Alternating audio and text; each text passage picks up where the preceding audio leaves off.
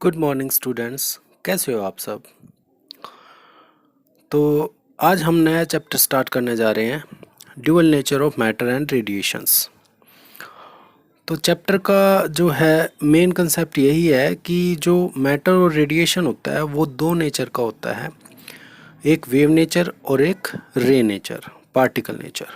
ठीक है, तो यही हम इसमें स्टडी करेंगे। देखिए इंट्रोडक्शन में, तो ये जो इंट्रोडक्शन चल रहा है ये इसी बारे में है कि कैसे पार्टिकल का ड्यूअल नेचर है। The discovery of phenomena like interference, diffraction and polarization of light established that light is of wave nature।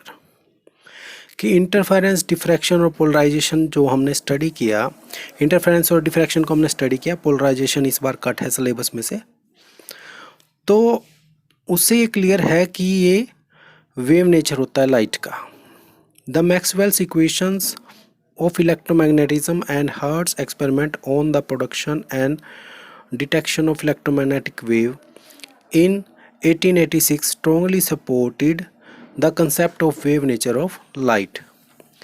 तो मैक्सवेल एक साइंटिस्ट था, उसने इलेक्ट्रोमैग्नेटिक रेडिएशंस के ऊपर एक्सपेरिमेंट किए, हर्ट्स ने किए। तो इन सारे एक्सपेरिमेंट से यही कंक्लूजन निकलता था कि जो लाइट है वो वेव नेचर की है।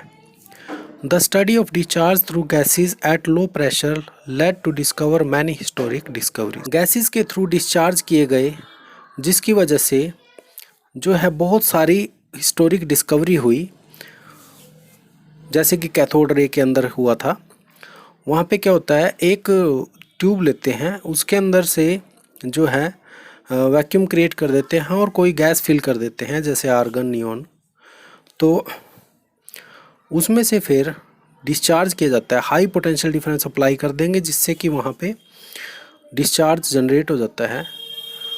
The discovery of cathode ray by William Crook in 1879। तो विलियम क्रूक ने कैथोड रेज की डिस्कवरी की थी 1879 में। एक्सरे की रोंगटन ने की थी 1895 में। End of electrons by J Thomson in 1897 were very important. तो ये तीन डिस्कवरी बहुत ज़्यादा इम्पोर्टेंट थी। क्यों? क्योंकि इन्होंने हमें एटॉमिक स्ट्रक्चर के बारे में समझने में हेल्प की। As this discoveries help to understand the atomic structure. तो ये सारी डिस्कवरीज क्या शो करती थी कि जो लाइट है वो वेव नेचर की होती है। आगे है, in 20th century the discoveries of photoelectric effect by Hertz, Compton effect by Compton, Stark effect by Stark were explained by quantum theory of light। तो 20th सेंचुरी में बहुत सारे साइंटिस्ट ने आगे रिसर्च किए, उन्होंने लाइट की क्वांटम थ्योरी के थ्रू बहुत सारे एक्सपेरिमेंट को एक्सप्लेन किया। अकॉर्डिंग टू विच, तो ये थ्योरी क्या कहती है, the light consist of the packets of energy which travel in straight line.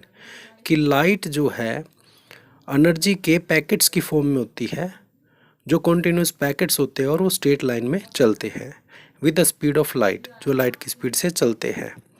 Each packet of energy is called photon और क्वांटम ऑफ लाइट। हर पैकेट को फोटोन कहा जाता था या क्वांटम ऑफ लाइट कहा जाता था, जो किसके इक्वल होता था, एच न्यू के इक्वल। ये जो वी का सिंबल है ये फ्रीक्वेंसी के लिए यूज़ किया जाता है, इसे न्यू कहते हैं। Is equal to H C upon lambda. तो ये जो है सी अपॉन लैम्डा के इक्वल है न्यू की वैल्यू।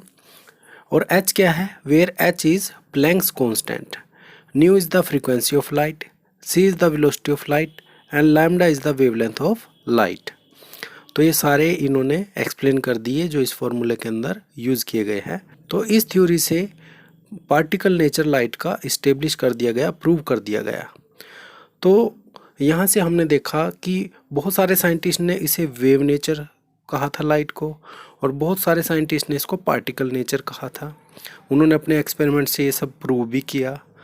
तो इससे आगे क्या हुआ देखिए, as some phenomena of light were explained by wave theory of light and some by particle nature of the light, hence it was concluded that light is of dual nature. तो इसका conclusion ये निकला कि light जो है वो dual nature की होती है, दोनों तरह के नेचर होते हैं उसके अंदर। In this unit we shall study about the dual nature of radiation and matter. Free electrons in metals. तो नेक्स्ट टॉपिक है फ्री इलेक्ट्रॉन्स इन मेटल्स। ये देखिए, ये बेसिक है सारे जो इस चैप्टर में आगे काम आएंगे हमारे पास। In metals the electrons in the outer shell called valence electrons, ये आपको पता ही है, आउटर शेल के इलेक्ट्रॉन्स को वैलेंस इलेक्ट्रॉन कहते हैं। Of the atom are loosely bound, ये लूजली बाउंड होते हैं। They are quite free to move easily within the metal surface but can not leave the metal surface, कि ये metal surface पे आसानी से मूव तो कर सकते हैं लेकिन उसे लीव नहीं कर सकते। Such loosely bound electrons are called free electrons, तो इन इलेक्ट्रॉन्स को फ्री इलेक्ट्रॉन्स कहा जाता है। ये फ्री इलेक्ट्रॉन की डेफिनेशन थी। लूजली बाउंड इलेक्ट्रॉन्स क्या होते हैं? ऐसे इलेक्ट्रॉन्स जिनको थोड़ी सी एनर्जी चाहिए होती है और वो सरफेस को लीव कर देते हैं। और यहाँ पे हम ये भी पढ़ा कि जो मेटल सरफेस है उसमें से इलेक्ट्रॉन लीव नहीं करते, वो सरफेस के ऊपर मूव करते रहे। लीव क्यों नहीं करते? देखो, जैसे इलेक्ट्रॉन सरफेस को छोड़ता है तो सरफेस के ऊपर पॉजिटिव चार्ज आ जाएगा, क्योंकि वहाँ से इलेक्ट्रॉन नेगेटिव चार्ज निकल गया तो वो दोबारा से उसको अट्रैक्ट कर लेगी, तो इलेक्ट्रॉन वापस वहीं आ जाएगा। तो इसी के बारे में आगे डेफिनेशन आती है वर्क फंक्शन। देखिए, work function of a metal is the minimum energy required by an electron to just escape from the metal surface so as to overcome the restraining force at the surface। ये जो मैंने अभी अभी बात की थी कि जैसे इलेक्ट्रॉन बाहर निकलता है मेटल पे पॉजिटिव चार्ज आ जाता है और वो उसे फिर से अट्रैक्ट कर लेती है, वो वापस आ जाता है मेटल सरफेस पे, इसी को रिस्ट्रेनिंग फोर्स कहते हैं। तो वर्क फंक्शन क्या होता है? किसी मेटल का वो मिनिमम एनर्जी होता है जो इलेक्ट्रॉन लेकर इस्केप कर सकता है मेटल सरफेस में से। कि अगर जैसे नॉर्मली है मेटल में से इलेक्ट्रॉन निकलता है तो वापस अट्रैक्ट होके वापस मेटल में चला जाता है, लेकिन अगर इलेक्ट्रॉन के पास कुछ एनर्जी आ जाएगी जिससे कि वो उसके अट्रैक्टिव फोर्स से बाहर निकल जाए, तो उसी एनर्जी को वर्क फंक्शन कहते हैं, जो इस रिस्ट्रेनिंग फोर्स को ओवरकम करवा देती है इलेक्ट्रॉन को, जिससे इलेक्ट्रॉन बाहर निकल जाता है। तो ये वर्क फंक्शन की डेफिनेशन है। Work function of a metal is generally denoted by phi naught, इसे फाई नोट से रिप्रेजेंट किया जाता है। It is usually measured in electron volt, इसको इलेक्ट्रॉन वोल्ट में मापा जाता है। Electron volt is a unit of energy commonly used in atomic and nuclear physics. तो इलेक्ट्रॉन वोल्ट एनर्जी का यूनिट है जिसे हम जो है एटॉमिक और न्यूक्लियर फिजिक्स के अंदर यूज़ करते हैं। नेक्स्ट टॉपिक है electron emission. The phenomena of emission of electron from the surface of a metal is called electron emission। कि मेटल की सरफेस में से इलेक्ट्रॉन का निकलना, इस फिनोमिना को इलेक्ट्रॉन एमिशन कहते हैं। The free electron in metal at room temperature can not leave the metal surface due to restraining forces and the energy possessed by electron is less than work function of metal. कि at room temperature metal के पास इतनी energy नहीं होती कि वो restraining force को overcome कर सके और मेटल सरफेस से बाहर निकल सके। Therefore the electron emission from a metal surface is possible if the energy possessed by electron is more than the work function of the metal. तो इसलिए इलेक्ट्रॉन एमिशन मेटल सरफेस में से तभी possible हो पाएगा जब इलेक्ट्रॉन के पास work function से ज़्यादा एनर्जी होती है। The required energy for electron emission from the metal surface can be supplied to the free electron by one of the following physical processes। तो कई सारे फिजिकल प्रोसेसेस हैं जिनको अप्लाई करके हम मेटल बॉडी में से इलेक्ट्रॉन निकाल सकते हैं, एमिट करवा सकते हैं। तो उनमें से एक है जिसको हम स्टडी करेंगे, फोटोइलेक्ट्रिक इफेक्ट। फोटोइलेक्ट्रिक इफेक्ट क्या है?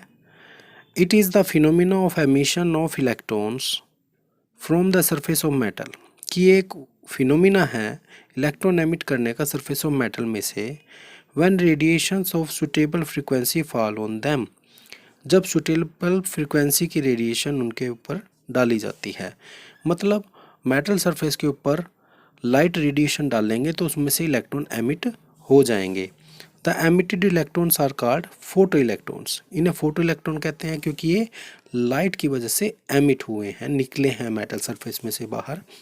And the current so produced is called photoelectric current. अब इलेक्ट्रॉन निकले हैं, इसका मतलब चार्ज मूव हुआ है, और जब चार्ज मूव होता है इसका मतलब वहाँ पे करंट प्रोड्यूस हुआ है, तो इस करंट को कहते हैं photoelectric current. Different materials emit photoelectrons when they are expose to radiation of suitable frequency और वेवलेंथ। तो अलग अलग मटेरियल जो हैं एमिट करते हैं फोटो इलेक्ट्रॉन्स जब उनको रेडिएशंस में रखा जाता है। उन रेडिएशन की फ्रीक्वेंसी सुटेबल होनी चाहिए, मतलब जो थ्रेशोल्ड फ्रीक्वेंसी थी वर्क फंक्शन उससे थोड़ी ज़्यादा होनी चाहिए।